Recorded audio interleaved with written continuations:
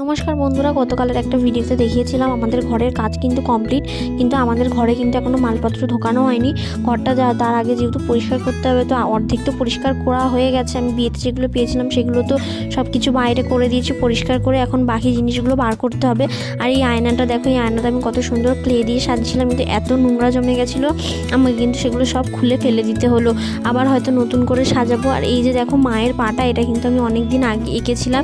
মায়ের পাটা কেমন লাগছে অবশ্যই কিন্তু কমেন্টে জানিয়ে। আর এই যে এটা আমাদের বিয়ের মালা, 1.5 বছর হয়ে গেছে। এটা কিন্তু 1 বছর রাখতে হতো, তারপরে কিন্তু জলে ভাসিয়ে দিতে হয়। আমাদের বাড়ির আশেপাশে কোনো পুকুর নেই, ওই জন্য এগুলো এখনও ফেলতে পারিনি, রয়ে গেছে। তো বিয়ের মালা টোপর এগুলো সব বার করা হয়েছে। আর দেখো বড় ওপরটা পরিষ্কার করছিল, ওখান থেকে একটা আরশোলা বেরিয়েছে, আর একটি টিকটিকি আরশোলাটিকে কীভাবে মুখে করে নিয়ে ধার ধরে আছে। তো যাই হোক, জানলাটা এখন পরিষ্কার করে নিচ্ছি। ব্যাস, ঘর কমপ্লিট হয়ে গেছে, পুরো অল টোটাল পরিষ্কার করা কমপ্লিট। তো দেখো ঘরটা কত সুন্দর দেখতে লাগছে। ভিডিওটা ভালো লাগলে একটা কমেন্ট করে দেবে। বাই।